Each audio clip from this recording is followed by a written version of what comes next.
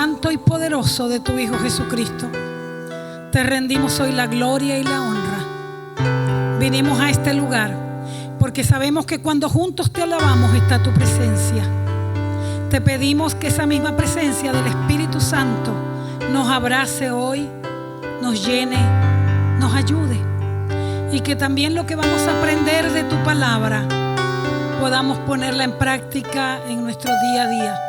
En el nombre de Jesucristo oramos. Amén.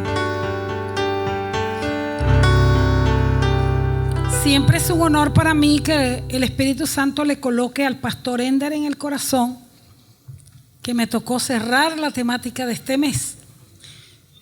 Una gran responsabilidad, bastante fuerte, pero aquí estamos. Hoy voy a decirles cómo el Espíritu Santo de Dios nos narra en su palabra la vida de personajes bíblicos, y esas vidas son tan reales como las nuestras. Y nos muestra sus debilidades humanas y también sus errores y malas decisiones. Pero aún así, la gracia del poder del Espíritu Santo a ellos, igual que a nosotros, nos ha transformado, ¿cierto? Y hoy voy a hablarte de esa palabrita de transformación, que no es lo mismo que cambio, pero más adelante te digo. Traje 3 personajes. Tomé primeramente, y quiero destacar sobre todo a Saúl, un personaje que está en Primera de Samuel, de los capítulos del 8 al 15, ustedes lo tienen por ahí, porque cada vez que diga por cuestiones de tiempo, ustedes se ubican, ya van a estar ubicados entre el capítulo 8 y el 15 de Primera de Samuel. Y hoy voy a destacar a Saúl. ¿Por qué Saúl? Porque Saúl va a mostrarnos, va a ser como un abanico de todas las emociones que conforman su personalidad, y que esas emociones lo llevaron a no estar tan sano, ni emocional ni mentalmente, que es el tema de este mes, ¿verdad? Salud mental y fe cristiana, la colocó el pastor Ender. Pero mi enseñanza yo la titulé Gerencia tus emociones a través de una fe bíblica. Y gerenciar es administrar. Recuerdo que mi primer posgrado fue en gerencia educativa y yo no lo quería hacer. ¿Yo para qué? No tiene nada que ver ni con lingüística, que es mi primera pregrado, ni con psicología, ni con psicopedagogía, que también es pregrado. Pero mis compañeras me indujeron a eso porque me decían, vamos, que eso no los pagan, adicional, así tengas otro posgrado, lo pagan. Ok, vamos. Y aprendí lo que es gerenciar. Entonces, por eso coloqué gerencia tus emociones a través de mi fe bíblica, ¿verdad? Voy a hacerlo con el pueblo de Israel, que había abandonado a Dios en esa época de Saúl y Samuel, y había escogido dioses paganos, pero ellos no tenían rey. Al único era Dios, pero lo habían abandonado. Solo tenían un profeta religioso que era Samuel, pero no era rey. Y Samuel es el que escoge a Saúl por mandato de Dios. Dios le sugiere porque el pueblo lo pide tanto, y además porque tenían muchas guerras y ellos se quejaban. Ellos veían a los pueblos vecinos que tenían reyes y ellos no. Y ellos eran muy atacados, tenían un enemigo muy fuerte que eran los filisteos, quienes en constante guerra, ¿verdad?, los vencían. Sí se levantaban los líderes en esa época, pero los líderes no eran capaces de consolidar a las 12 tribus de Israel, ¿verdad? Y el que escoge Samuel por indicación de Dios, en el capítulo 9, el 1 y el 2, dice que era alto, hermoso, de hombros erguidos, de hombros arriba, un estilo Ken, ¿no? El de la Barbie. Hermoso, dice que en Israel no había uno más hermoso que él, imagínense. Y además de eso, todos, cuando Samuel se los presenta, ven que ellos le llegan es aquí, nadie lo pasaba, ellos le llegaban a los hombros. Yo trabajé con un profesor de educación física con buenos, ustedes saben, musculatura, y él era tan alto que yo le echaba mucha broma porque muy amable, yo le hablaba del Señor, pero yo siempre le decía, tú vienes de la descendencia de los gigantes de la Biblia, porque era tan alto, y así era Samuel, ¿verdad? Y antes de que él gobernara, como se habían alejado de Dios, el pueblo le pidió a Samuel: busca, elige a alguien que de verdad guarde los mandamientos del Señor y que alinee su voluntad con la voluntad de Dios, para que ese gobierno glorificara a Dios, honrara a Dios. Pero Saúl, aunque comenzó muy bien su gobierno, él se alejó de la visión de Dios y tuvo muchos ejemplos de desobediencia. Hoy yo voy a ver las debilidades de él, pero para que nosotros nos evaluemos y veamos cuáles debilidades nos identificamos, y lo que aprendamos de las debilidades de Saúl las tomemos como principios bíblicos para nuestra vida. Y un principio, siempre lo digo en todos mis talleres, un principio, un valor es diferente a una costumbre o a una tradición de hogar, ¿verdad? Entonces, la primera que voy a tomar era que era temeroso. Y el temor lleva a la inseguridad, a ser inseguro. Y precisamente como era temeroso y inseguro, yo les dije que les iba a explicar por qué eran transformados cuando Dios nos transforma. La transformación, la ciencia reconoce, tanto la psicología como la neurociencia. Transformar no es lo mismo que cambio. Transformar, dice, porque va hasta el ser, es desde el alma, para hacer o construir una nueva realidad. Y eso es lo que hace Dios con nosotros, ¿cierto? Una nueva realidad. Entonces, él era temeroso, él era inseguro. Y como estoy diciendo que la transformación va desde el alma, voy a explicar lo que es alma. En la Biblia aparece muchas veces la palabra alma. Los salmos están llenos. Dice: mi alma está angustiada hasta la muerte, dijo el Señor Jesucristo. Y también dice el salmista: te invoco con mi alma. Dice: todo mi ser te alaba. Entonces, el alma, ahí en el Antiguo Testamento, los ejemplos que nombré, aparece en hebreo. Y la primera que aparece es nefe. Esa palabra, cuando aparece nefe en hebreo, es alma, pero traduce es instintos. Porque tenemos instintos, ¿cierto? Si alguien nos asusta, pues eso es natural. A eso se refería cuando aparecía nefe en hebreo. Pero él traducía alma, pero la parte de los instintos. Pero cuando aparecía la palabra rujá en hebreo, eso significaba los aspectos emocionales, las emociones y la personalidad. Pero cuando aparece neshama, que es también en hebreo alma, esa sí es toda el alma, o sea, la totalidad del alma, porque son pensamientos. Entonces, neshama tiene la totalidad, esencia del alma, instintos, emociones, personalidad y pensamiento. Allá en el Génesis, cuando Dios sopló en la nariz del hombre, recuerdan, su aliento de vida, dice: y fue el hombre un alma viviente, ahí está neshama. O sea, cuando Dios le sopla al hombre en la nariz en Génesis, le está dando instintos, emociones, pensamientos, personalidad, ¿cierto? Pero en griego, que es el Nuevo Testamento, se escribe en el original, aparece alma, es psiquis, eso es lo que traduce. De ahí viene nuestra palabra psicología, que son el estudio de la conducta, de la personalidad humana.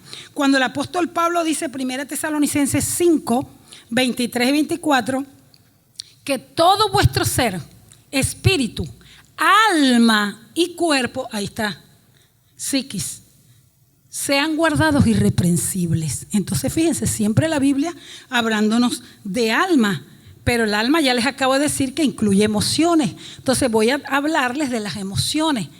Todos experimentamos las emociones. Y las emociones son 6, que yo la traje por ahí en una lámina, ojalá la coloquen. Son 6: tristeza, alegría, deseo, ira, que vamos a trabajar con eso hoy, ira o enojo, ¿verdad? Asombro y miedo. Y estoy diciendo que Saúl tenía miedo. Y el temor es el que te afecta para tomar las decisiones. Esa emoción del miedo, todas las emociones van a influenciar en la toma de decisiones.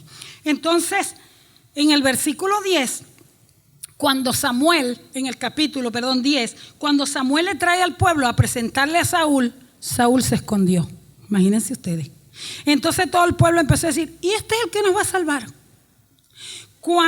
Porque cada vez que le tocaba un reto o un desafío a Saúl, él era temeroso. Y cuando llegó Goliat, que todos no sabemos esa historia, y comenzó a amedrentar al pueblo y a desafiarlo durante 40 días, también se escondió. Hasta todos. Pero los guerreros comenzaron a hacer como filas para batallar en contra de Goliat. Y Goliat les dijo, ¿y para qué están ordenándose filas si yo soy uno solo? Y no están ustedes al mando de Saúl, no están ustedes al mando del rey Saúl, como queriendo decir, pero ¿dónde está ese cobarde, ese temeroso, verdad? Porque él se portó así, porque durante todos los desafíos mostró miedo. Y voy a decirles lo que es miedo. El miedo también lo sintió el apóstol Pedro. ¿Recuerdan cuando caminó sobre las aguas en busca de Jesús? Que tuvo miedo y a lo que tuvo miedo se comenzó a hundir. Y el Señor le dice, ¿por qué dudaste, hombre de poca fe? También tuvo miedo cuando negó al Señor. Todos los discípulos se escondieron, él por lo menos fue. Vamos a darle ese, ¿verdad? Ese derecho a la duda. Él fue hasta allá, se escondió de lejito, pero él ahí lo negó por miedo. Lo que pasa es que luego se arrepintió de su pecado, pidió perdón, lloró amargamente y se convirtió el gran apóstol Pedro, el fundador de la iglesia primitiva, el gran predicador apóstol Pedro. Por eso es que les digo de transformar la realidad. Eso lo hace el poder del Espíritu Santo.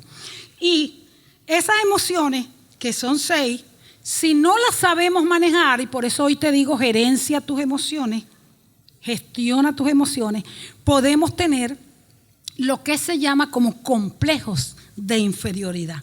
Voy a leerles en 1 Samuel el capítulo 10. Les leo el 1 y después el 5 al 10. Dice, entonces Samuel tomó un frasco de aceite, o sea, el profeta de Dios, y lo derramó sobre la cabeza de Saúl. Luego lo besó y le dijo, ¿es el Señor quien te ha ungido para que gobiernes a su pueblo? En el 5 dice, al entrar en la ciudad te encontrarás con un grupo de profetas que bajan del santuario. Vendrán profetizando, precedidos por músicos que tocan liras, panderetas, flautas. El 6 dice, entonces el Espíritu del Señor vendrá sobre ti con poder. ¿Cómo vendrá el Espíritu de Dios?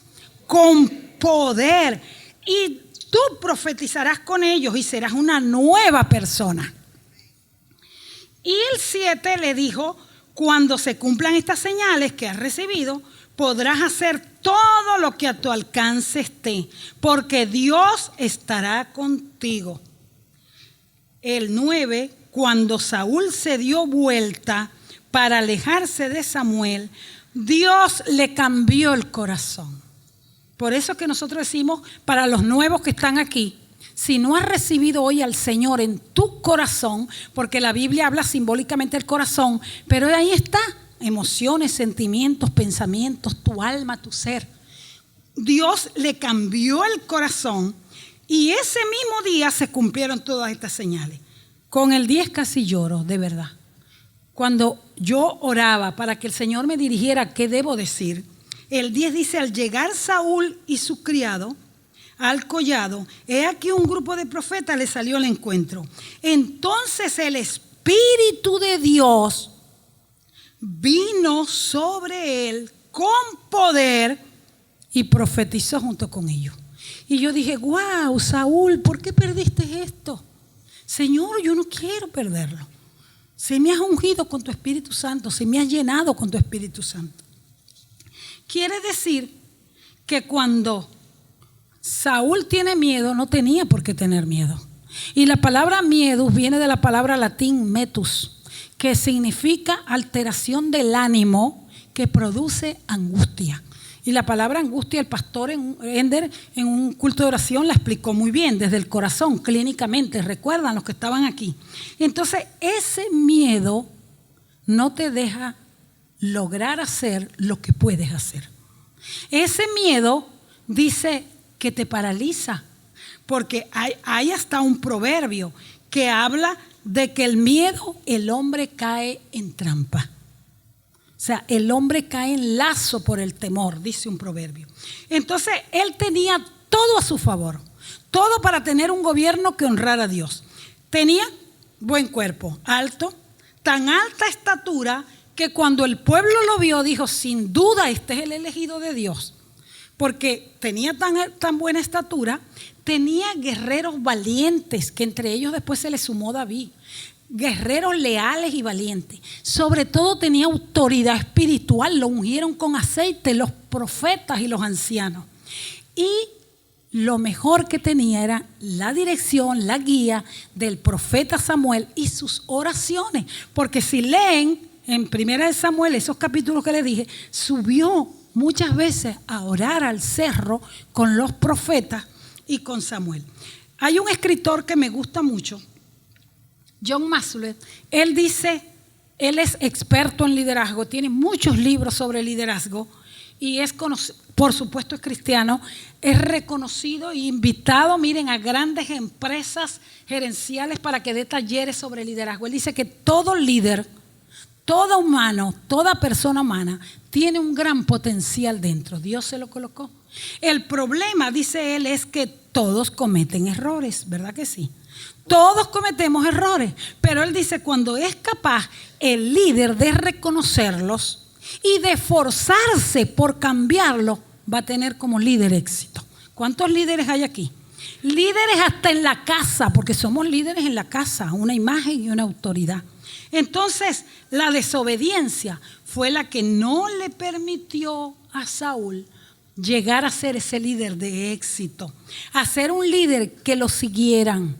Porque el líder que asume sus responsabilidades y muestra sus consecuencias, al ver en las consecuencias se esfuerza por corregirlas y no culpar a los demás como estamos acostumbrados, ¿verdad? Estamos acostumbrados a que la gente siempre está señalando a otros de sus actos, de sus circunstancias y no asume la responsabilidad. Saúl, por no saber manejar sus emociones, tenía complejo de inferioridad. Todos tenemos complejo de inferioridad. ¿Quiénes dije que teníamos complejo de inferioridad? Todos tenemos complejo. Vamos a verlos y vamos a tratar de identificarnos con ellos de algunos. De pronto y los tenemos todos, no sabemos. Y algunos los tenemos muy agudos, muy marcados, se nota mucho. Pero eso es producto de no haber recibido, no haber sido satisfecha las necesidades, algunas necesidades que se llaman unas primarias y unas secundarias desde niños. Y cuando seamos adultos nos va a afectar, las vamos a reflejar. Las básicas que se llaman de primera necesidad, primer lugar, son alimento, abrigo, agua y aire. Sin esa no podremos sobrevivir. Pero, traje la lámina, pero las secundarias son tan importantes para cuando seamos adultos, que son el amor, el perdón, la protección, el elogio, que el elogio es la aprobación, la aceptación. Si no han sido cubiertas de niños esas necesidades en nuestro hogar, cuando seamos adultos vamos a tener complejos de inferioridad y sentimientos de inseguridad. Vamos a ser como Saúl, inseguros. Y Alfred Adler, un psicólogo que me gusta mucho, psicoterapeuta, él comienza su terapia diciéndole al paciente, dime un recuerdo de tu niñez, cualquiera. ¿Por qué él comienza así? Porque él dice, ese recuerdo de la niñez, más si es un trauma o estás herido, porque se dice cuando no se satisfacen las necesidades secundarias, vas a tener inseguridad en tu vida, vas a tener complejos de inferioridad. Entonces él dice, ese recuerdo de la infancia, más si fue trauma o estás herido, ese es el que va a determinar tu personalidad. Ese es relevante para tu personalidad. ¿Y cómo compensamos nosotros esas necesidades? Yo se las voy a nombrar. ¿Cómo nos defendemos? Mecanismos de defensa se llaman, ¿no? ¿Cómo me defiendo? también las traje. Dice, cuando eres de muchos sentimientos susceptible, te sientes que por todo te hieren, susceptible, por todo ya crees que es contra ti. Ser demasiado posesivo, que te convierte en controlador, en manipulador. Criticar a otros. Yo estaba pensando cuando estaba estudiando esto, dije, yo necesito un mensaje para cada uno de estos complejos de inferioridad, porque tiene tanto que decir. Perfeccionismo es otro complejo de inferioridad. Proyectarse, aislamiento, que el pastor Ender habló en un culto de oración sobre el aislamiento, aislarse, no se quede solo, decía él. Mire, la soledad, la neurociencia, ahorita estoy estudiando neurociencia, dice, los que estudian el cerebro, que la soledad es el primer factor de enfermedad, de todas las enfermedades. Y dice también que el aislarse, el estar solo, no es bueno para el cerebro. En ningún sentido. También el perfeccionismo y el tratar de llamar la atención es otro complejo de inferioridad. Yo voy a ver las que están en Saúl. ¿Por qué? Porque Saúl, el problema de él fue que perdió la comunión con Dios. Y cuando tenemos intimidad con Dios y no la perdemos y la procuramos, entonces vamos a tener seguridad. Vamos a tener identidad en Dios. Vamos a tener autoaceptación. Yo decía en el primer culto que a veces no nos aceptamos, y lo dicen todos los psicólogos y psiquiatras, porque eso fue lo que tu mamá y tu papá dijeron. En mi consultorio tengo un espejo y les hago una terapia dependiendo de la necesidad del paciente. Le digo, mírate en el espejo, dime qué ves. Porque generalmente lo que ven internamente, que la gente no lo ve, pero eso es lo que Dios ve. ¿Se acuerdan cuando le dije a Samuel, que fue a ver a todos los hermanos de David, le dijo, no mires lo exterior, que eso no lo miro yo miro es el corazón? Entonces, la autoaceptación solo va a venir cuando tienes intimidad con Dios. La característica número 2, hombre de apariencia. O sea, su autoimagen la basaba en para que tener una autoestima sana. Ya les dije que era alto, hermoso, ¿verdad?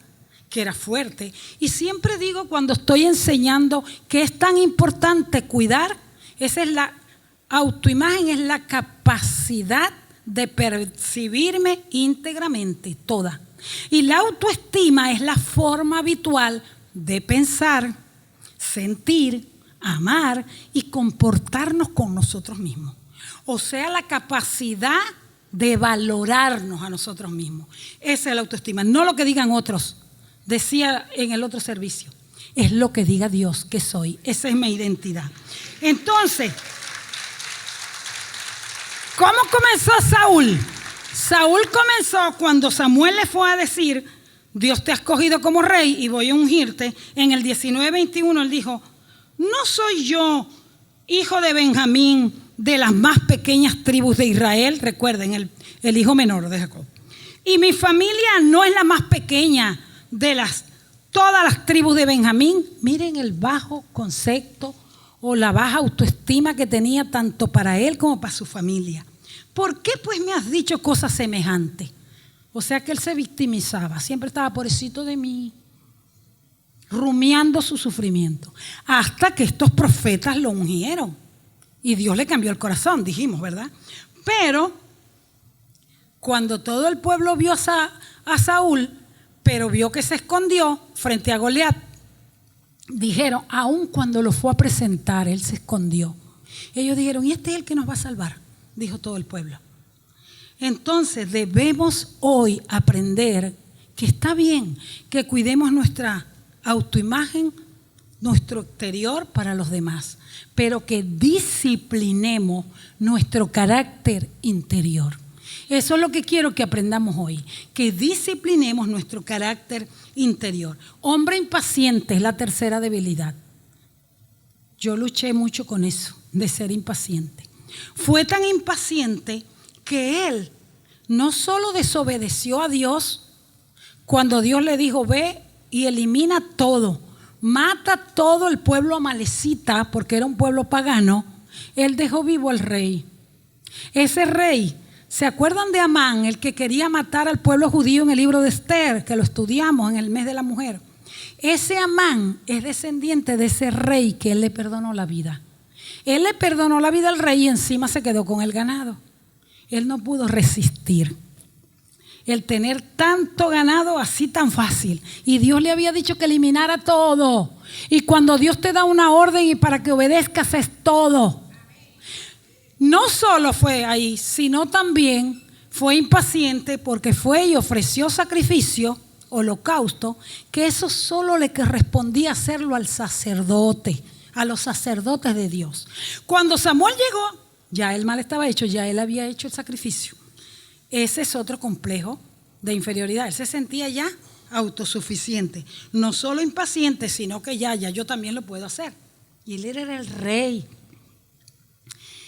Entonces, en el 13, capítulo 13, versículo 13, Samuel le dice: locamente has hecho. No guardaste el mandamiento de Jehová tu Dios, que él te había ordenado. Pues ahora Jehová hubiera confirmado tu reino sobre Israel para siempre. Mas ahora tu reino no será duradero. El actuar con impaciencia lo hizo sufrir dolorosas consecuencias. Miren las consecuencias que le dio. Porque la paciencia es una cualidad inherente a la madurez. Pero la paciencia bíblica de la que nos habla el apóstol Pablo en Colosenses 3:12, que dice: vestidos como escogidos de Dios, santos, de entrañable misericordia, de benignidad, de mansedumbre, de paciencia. Y la paciencia da constancia. Ojo, si no somos pacientes, no tenemos madurez. Otra característica, la número 4 de Saúl.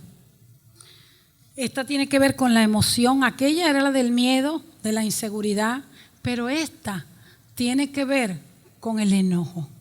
El enojo, y la Biblia nos da como que, no licencia, pero un permiso de que no se ponga el sol sobre vuestro enojo, o sea que podemos disgustarnos. Se dice una molestia, te puede molestar algo como humano, pero que no se convierte en enojo, que no se convierte en rabia. Y esto de la mal manejo de la ira, se llama en psicología, esto necesita terapia. Y terapia prolongada, no es que vas a ir 2 días a terapia y ya me curé del mal manejo de la ira, no. Y la mayoría de las veces, o sea, el patrón es conductual, viene de hábitos del hogar, de un hogar hostil, donde habían gritos, donde habían pleitos, donde habían ofensas, donde se herían. Les conté en el primer servicio que llegó una niña muy linda aquí a la iglesia de otra iglesia, porque siempre tenemos referencia de que hay ayuda profesional, gracias al Señor por eso. Muy linda físicamente, y ella me decía llorando: estoy maltratando a mi niña y vivo gritando en mi casa y peleando. Necesito ayuda. Cuando uno le pregunta por qué estás aquí o por qué crees. Y decía: pero sé que es un patrón, se lo coloco yo, un patrón de conducta, porque yo veía a mi papá maltratando verbal y hasta físicamente a mi mamá. Entonces, mucho cuidado, porque hay un proverbio que dice: el orgulloso y el arrogante al fin de cuentas fracasa. Y la soberbia no nos permite reconocer nuestra falta. Eso está en Proverbios 16:18. Y Saúl utilizó ese enojo que tenía contra David, porque cuando David comenzó a ganar las batallas, las mujeres salieron a danzar y todo el pueblo y a cantar. Saúl mató a miles, pero David mató a 10,000. Conocemos la historia, ¿verdad? Y él se enojó tanto, se enfureció y protestó, que a partir de ahí, él cogió recelo contra David. Ahí está el complejo de inferioridad de ser demasiado susceptible, ¿verdad?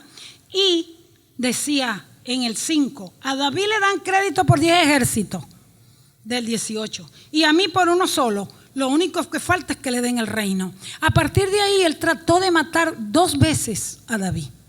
Tomó tanta ira y tanta enojo, y una vez a su hijo le tiró la lanza, pero David, como buen guerrero, la supo esquivar, instinto, ¿no? Lo que decíamos que es rujar.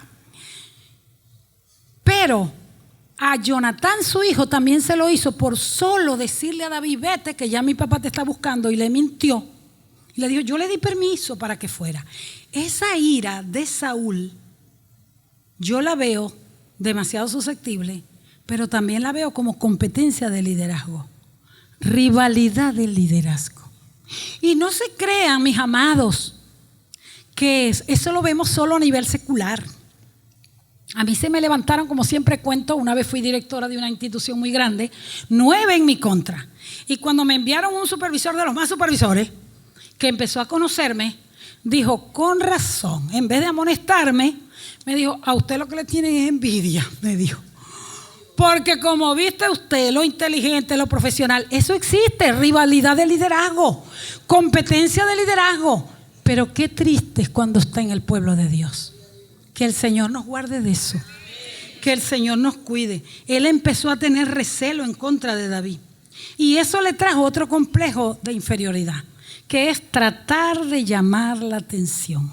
Hay personas que necesitan ser elogiados, porque quizás, como les dije, de la que no ser elogiado, no ser aprobado, no tener aceptación del hogar, eso trae que quiero elogios.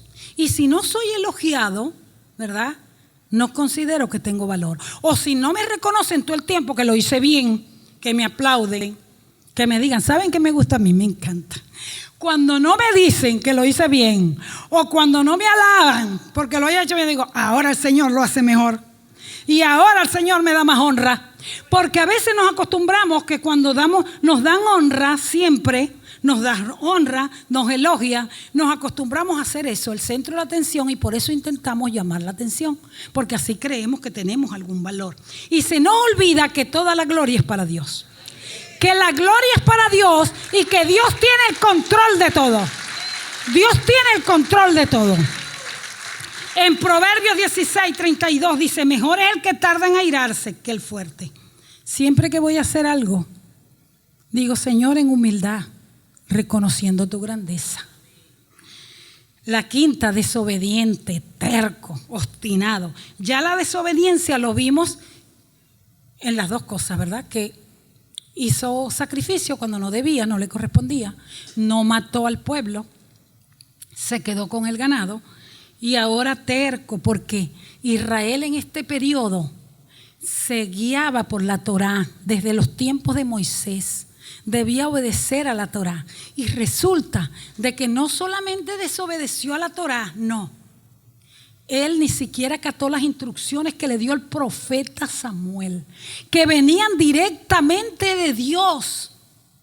Y esas instrucciones incidían en el pueblo. Entonces, era tan terco y tan desobediente que lo llevó a que su vida fuera en declive, tanto dirigiendo la nación como su vida personal. Cuando Samuel muere, ¿sabe qué me llamó la atención? Que cuando Samuel le dijo, él fue a buscar a Samuel, y no crean, él tuvo remordimiento, el rey Saúl, y fue y se agarró de los vestidos de Samuel y se prendió tanto que el vestido se rasgó. Él decía: he pecado, perdóname, subamos al cerro a adorar para que Dios me perdone. Samuel no quiso ir con él. Pero cuando se le rasgó el vestido, la vestidura del sacerdote Samuel, el profeta, él dijo: así como has rasgado mi vestido, así Dios raerá tu reino. ¡Wow! ¡Qué fuerte! Yo dije: ¡qué fuerte! Y a veces no tenemos temor reverente, como dice el pastor Ender. El temor ese a Dios. No lo quiso acompañar. El profeta Samuel no lo acompañó. Y entonces murió. Cuando murió el profeta Samuel, los filisteos aprovecharon, invadieron al pueblo de Israel. Hirieron gravemente a Saúl. Y Saúl, al verse herido, entonces le dijo al escudero: mátame, yo no quiero que ahora los filisteos me agarren y me torturen. El escudero tuvo temor, otra vez el miedo, y no lo hizo. Él entonces se echó sobre su lanza, ya no sabemos esa historia, ¿verdad? Y se quitó la vida. La vida de Samuel, ahí en esos capítulos, nos hace lo que se llama en literatura un parangón, una analogía. La vida de Samuel, obediencia. y la vida de Saúl, rebeldía. Tengamos mucho cuidado, porque él no solo desobedeció a la Torá, desobedeció a Samuel. Dice en el 15:23, la rebeldía es tan grave como la adivinación y la arrogancia como el pecado de la idolatría. ¡Wow! Comparan la rebeldía, el no obedecer, con la idolatría, con la adivinanza. Y como tú has rechazado la palabra del Señor, hoy el Señor te ha rechazado como rey. Imagínense usted. Aunque Saúl, miren una anécdota que no me voy a meter con esa parte. Saúl había votado de Israel cuando fue rey los espiritistas, los brujos, los hechiceros. Pero cuando Samuel murió, que comenzó a ser atacado por los filisteos del pueblo, él fue para que una adivina, la adivina de Endor, no digo yo dónde se metió, y por eso le vino después enfermedad mental, lo atormentaba un demonito. Entonces, en esta parte, cuando él le rogó a Samuel que adorara con él, podemos ver un principio bíblico. Les dije que nos lleváramos hoy los principios bíblicos. El 15, 22 y 23, este episodio nos enseña: es mejor obedecer que ofrecer sacrificios por nuestros pecados. Y hay un salmo que también dice, el 51:16, tú no quieres sacrificio que yo te daría, porque Dios quiere obediencia, mis amados. La última característica era que era débil de carácter, débil para liderar. Hay un libro que me gusta mucho, que se lo recomiendo, que se llama Las 21 leyes irrefutables del liderazgo. Todo el que sea líder de una casa de bendición, todo el que sea líder de su casa, las 21 leyes irrefutables del liderazgo. John Maxwell dice que esto se debe a una ley que se llama la ley de la tapa. ¿Qué llama él ley de la tapa? Que toda persona, dice él, tenemos un potencial, Dios nos los dio, de liderazgo, pero tenemos tapas. ¿Cuáles son esas tapas que debemos destapar? En inglés puede traducir, porque el libro está en inglés, o destapar o tapas, quitar. Esas tapas son eso, nuestras debilidades, nuestros defectos, nuestros obstáculos. Y Dios a Saúl le había quitado las tapas externas, le había acomodado todo, pero las internas él no las quitó. Y por no quitarlas y por ser desobediente, Dios lo quitó. Todavía ya al final, antes de que muriera Samuel, en el 15:30, él le dice: yo he pecado, pero te ruego que me honres delante de los ancianos de mi pueblo y de Israel.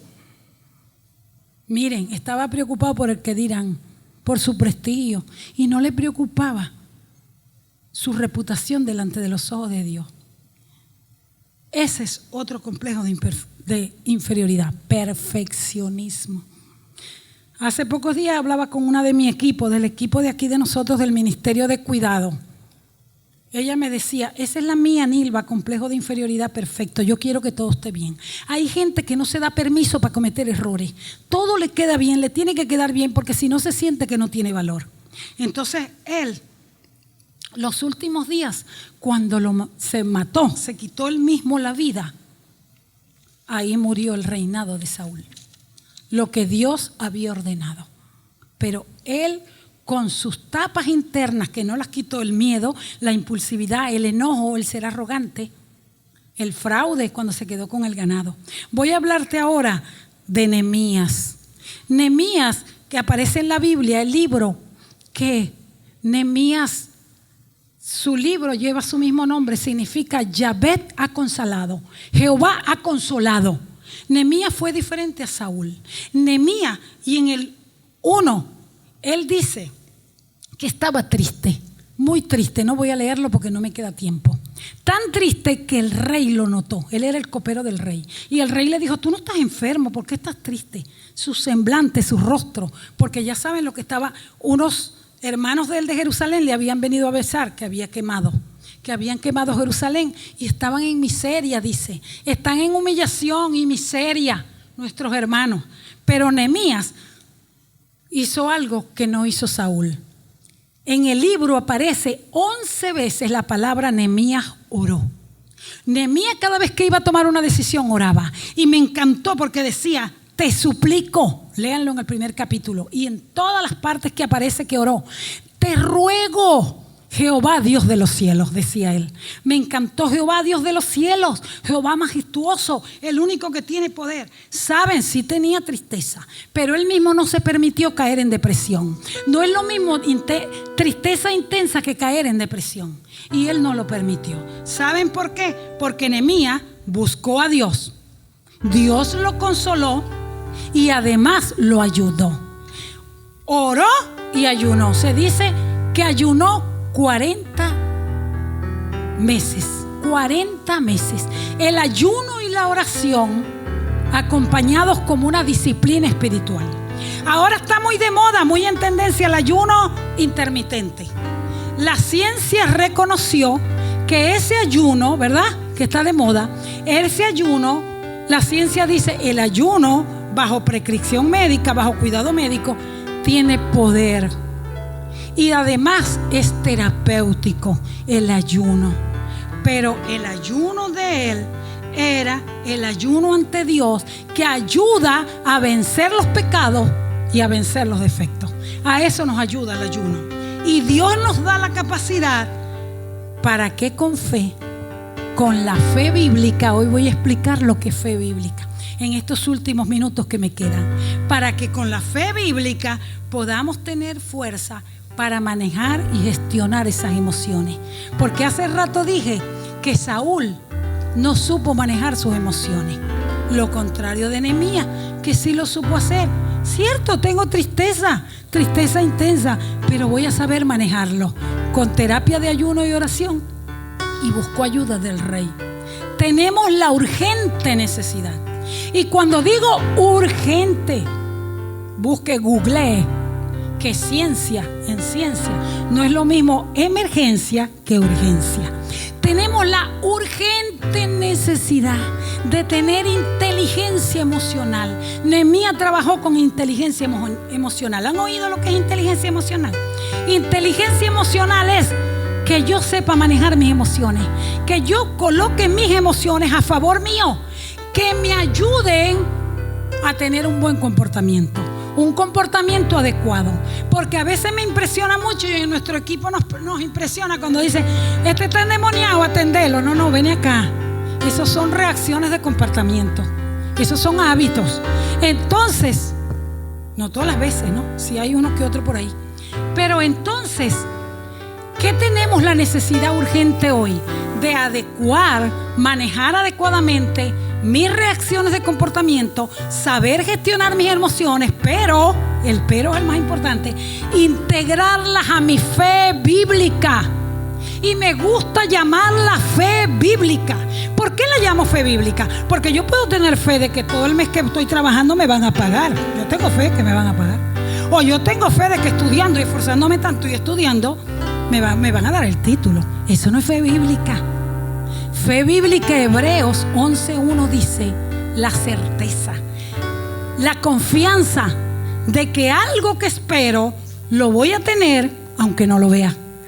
Yo voy a poder gerenciar esas emociones. Eso es lo que el apóstol Pablo y el apóstol Pedro llaman dominio propio. Ellos lo llaman dominio propio. No es fácil saber manejar mis emociones, mis reacciones de comportamiento, manejarlas adecuadamente y que el resultado de ese comportamiento sea en beneficio para mí. Eso es dominio propio. Y sabe, yo te traigo estrategias como siempre. 6 estrategias. Ojalá me dé tiempo rapidito. La primera estrategia para tener esa fe bíblica es aliméntala.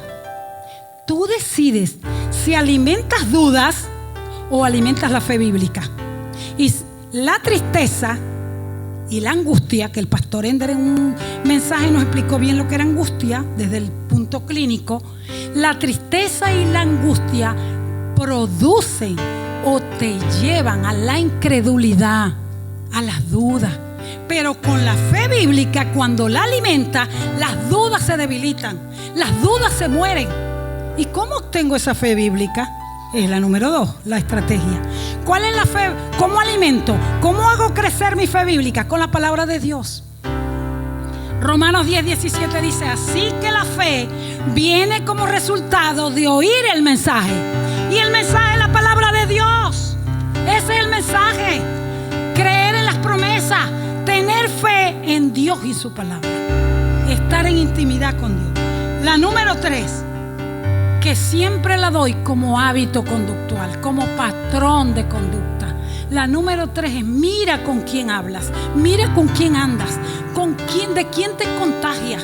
Todo lo que oímos, todo lo que vemos, todo lo que escuchamos, eso contagia. El apóstol Pablo dice en 1 Corintios 15:33: no erréis, las malas conversaciones corrompen las buenas costumbres. No erréis, las malas conversaciones corrompen los buenos hábitos. Con razón, donde quiera que yo trabajaba decía: no, aquí no podemos echar ese chiste porque aquí está Nilva, vamos a esperar que se vaya. Eso contagia, mis amados. Recuerda que con una mala conversación comenzó allá en el inicio de la humanidad, en el Edén. La caída comenzó con una mala conversación. Por eso siempre digo, haz tus noticias. Nosotros en terapia recomendamos: no te pongas a ver noticias de desastre junto con que te levantes. Haz tus propias noticias. ¿Y qué mejores noticias que la palabra de Dios? ¿Qué mejores noticias que las promesas de Dios? La número 4, ejercita tu fe.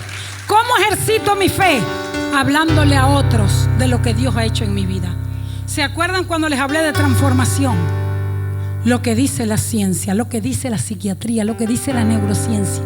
Transformar no es lo mismo que cambiar. Porque transformar es que yo muestre una nueva realidad. Muestra en tu hogar que tú vives otra realidad. Porque estás en Cristo Jesús. Porque eres obediente. Para que te digan que esa es evangélica, como me dicen a mí todo el barrio. La peluquera me dijo: no, por aquí la llaman ustedes la evangélica, la cristiana. Dije: gloria a Dios que me llaman así, muchacha. Así es como me gusta que me llamen. Y no que me digan la peliona o la cuaima, no. La número 5 nos las da Jesucristo, porque quiero hablarte de Jesucristo. Jesucristo es el mejor ejemplo. Él se apartó a orar, dice, como solía hacerlo, y dejó a los discípulos, como acostumbraba hacerlo. Y me acordaba de un himno muy bonito, quizá Mar me va a ayudar, de la época de mi papá, que dice: Jesús es mi Rey soberano, mi gozo es cantar su loor. Es Rey y me ve como hermano, es Rey y me imparte su amor. Dejando su trono de gloria, me vino a sacar de la escoria, de las malas emociones. Y yo soy feliz, y yo soy feliz por Él. Miren, Jesucristo era Rey, Jesucristo era Dios, y no se sintió superior. No se sintió que lo tenían que elogiar y se codeaba con reyes. No se sintió inferior, pero tampoco se sintió superior para no hablar con una mujer de la calle, con una mujer prostituta. ¿Sabe una cosa? Hoy quiero invitarte a que hagas como Abraham, que es la última estrategia. ¿Cómo se activó, se aceleró la fe de Abraham, la fe bíblica? Dando gloria a Dios, dándole gloria a Dios. Abraham, dice Romanos 4:20, ante la promesa de Dios no vaciló, no dudó como los incrédulos. Wow, si vacilo, si dudo, soy catalogada según la Biblia como los incrédulos. Sino que antes reafirmó su fe y le dio gloria a Dios, dando gloria a Dios, aún en los momentos difíciles de la vida. Y conocemos la historia de Abraham. Él puso su mirada en el único y Dios verdadero, ese Dios que salva. Quiero hablarles hoy a los que no tienen a Jesucristo en su corazón como Señor, Salvador y como Hijo de Dios. Dios que salva, pero que Dios sana mis heridas. Sana esas heridas de lo que me dijeron cuando era niño. Sana esas heridas de cuando me descalificaron, no me elogiaron. Dios es capaz de sanarla. Tener una relación de Dios con Dios en intimidad te da seguridad. Te hace superar esas heridas de niño para no tener ahora complejos de inferioridad. Yo voy a invitar que aquel que fue maltratado cuando niño, aquel que fue herido, aquel que tuvo una mala experiencia de hogar, de gritos, de costumbres, que las cosas se decían, como dicen los por ahí, a los golpes. Venga Dios hoy, vengan, vamos al altar. Vengamos al altar y digámosle al Espíritu Santo de Dios, que sí puede transformar, que me ayude a integrar mis emociones a la fe bíblica, que me ayude hoy a creer que mi fe, que también se usa en la Biblia como el evangelio de salvación de Dios, ese es el que me va a sanar. Le invito a todo el que esté triste aún. Nehemías solo estaba triste. Claro, tenía una tristeza como nosotros los venezolanos, que a veces nos pasan cosas, videos donde vemos a hermanos venezolanos sufriendo en otros países, ¿cierto? Y nos da eso que le dio a Nehemías, tristeza intensa. Pero él supo gestionar, gerenciar sus emociones.